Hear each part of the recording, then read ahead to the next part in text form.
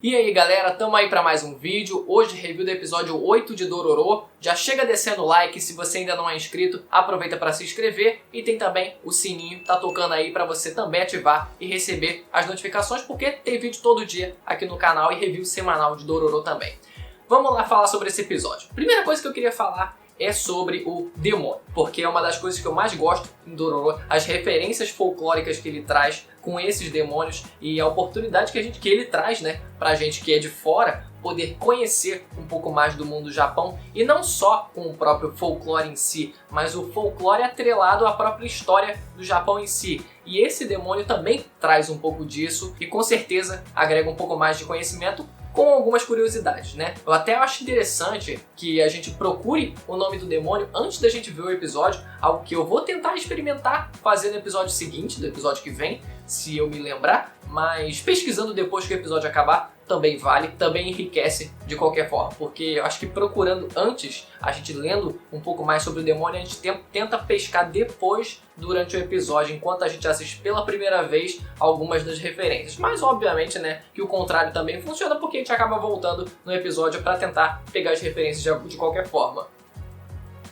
Tô babando? Esse demônio, chamado no episódio de Noko Saregumo, eu não encontrei o nome exato no Google, mas eu encontrei algo parecido, o que pareceu muito ser a referência original para esse episódio, que na verdade o yokai se chamaria Omukade, que tem também essa forma de yokai centopeia e também está presente no folclore japonês, como eu falei. E essa centopeia, ela vivia numa montanha perto do lago Biwa, que é o maior lago de água doce do Japão, algo imenso demais e até um dos mais antigos do mundo. E nesse próprio episódio a gente vê um lago nesse episódio que não parece tão grande assim, né? Não dá aquela dimensão de um lago gigantesco, mas de qualquer forma é um lago rodeado de algumas montanhas, então poderia ser de alguma forma uma adaptação.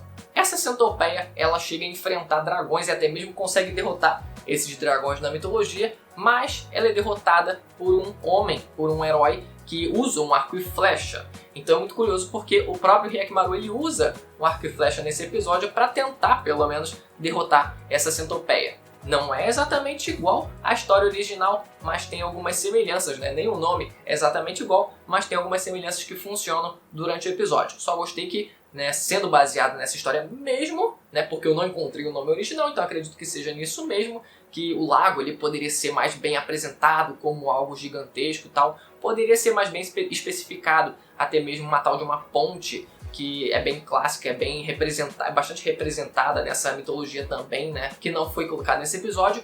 Basicamente, alguns outros elementos dessa historinha aqui poderiam estar mais presentes nesse episódio, para enriquecer ainda mais, para deixar mais vivo ainda o cenário mesmo do episódio, né, com a ponte, com o lago um pouco maior, tal.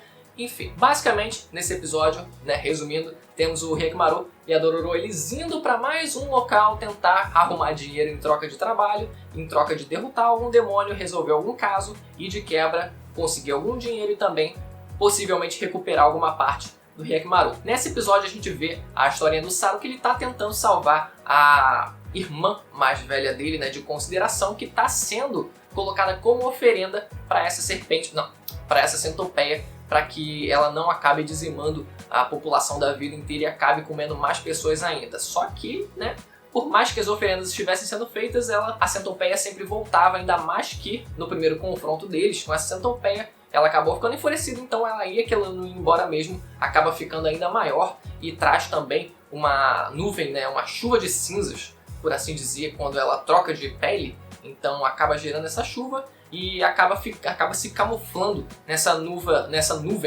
névoa, confundi, névoa-nuvem, nessa névoa escura para ela mesma se proteger do sol, que seria o ponto fraco dela. Duas coisas que de certa forma me incomodaram nesse episódio, a primeira delas é que o Hyakkimaru, ele tem essa dificuldade inicial de tentar lidar com essa centopeia, já que toda a névoa escura está sendo o bloqueio visual dele, já que está tudo representado com uma aura vermelha, que seria a aura demoníaca, ou a forma de representar a maldade no coração dos humanos ou nos próprios demônios mesmo. Então ele tem essa dificuldade, ele fica completamente cego em relação a isso, então ele tem essa dificuldade inicial, mas eu sinto que a forma com que essa dificuldade ela foi lidada pelo Hyakkimaru soou um pouco estranho, porque o que ele faz? Ele tenta usar o arco e flecha para tentar mirar na centopeia, se me falar em dragão, ou enfim, a centopeia, para ele conseguir acertar uma parte da centopeia, e assim ele conseguiu ouvir o barulho, né, o retorno do barulho dessa flecha, e assim ele conseguir saber mais ou menos onde estaria essa centopeia. E assim ele consegue atingir um dos olhos da centopeia. O problema é que, para quem não estava conseguindo enxergar nada, acertar múltiplas vezes o meio da cara da centopeia foi estranho. Se era para passar a mensagem de que ele não estava enxergando nada, porque seria muito complicado você, sem enxergar nada, conseguir acertar múltiplas vezes o meio de uma centopeia gigante, voadora, que estivesse vindo na sua direção. Claro que, na teoria, foi tudo coincidência, o fato dele ter acertado o meio da cara da centopeia várias vezes, mas ainda é esquisito. Não passa uma sensação muito grande de perigo que o Hyakkimaru ele poderia estar passando naquele momento. Um bom exemplo, para exemplificar, seria o Shingeki no Kyojin, quando a Sasha ela tem que acertar com arco e flecha também um olho de um titã que está vindo para perto dela. E claro que é muito mais realista a cena quando ela tem a dificuldade de errar várias vezes a flechada e depois de muita concentração, depois de muita dificuldade, ela consegue manter a calma e conseguir acertar o olho do titã e assim consegue uma brecha para conseguir fugir.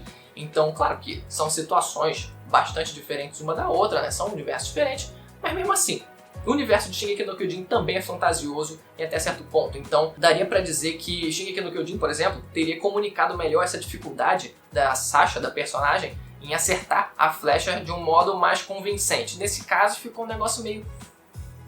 não pareceu tanto assim que tava difícil. E depois, no finalzinho, depois que a centopeia é derrotada, a irmã do Saru reaparece.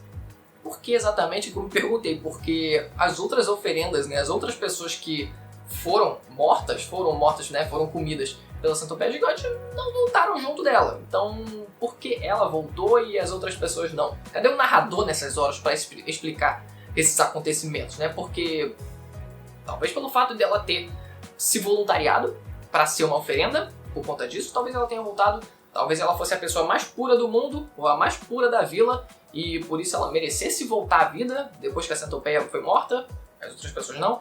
Então, a gente fica perdido no porquê ela voltou e as outras pessoas não. Não sei se o mangá ou a versão anterior do anime, eles tiveram uma explicação melhor para essa situação, mas essa versão do anime ela é feita para ser vista independentemente das outras versões, né? Então ela tem que explicar por conta própria, por mais de possíveis explicações das outras versões.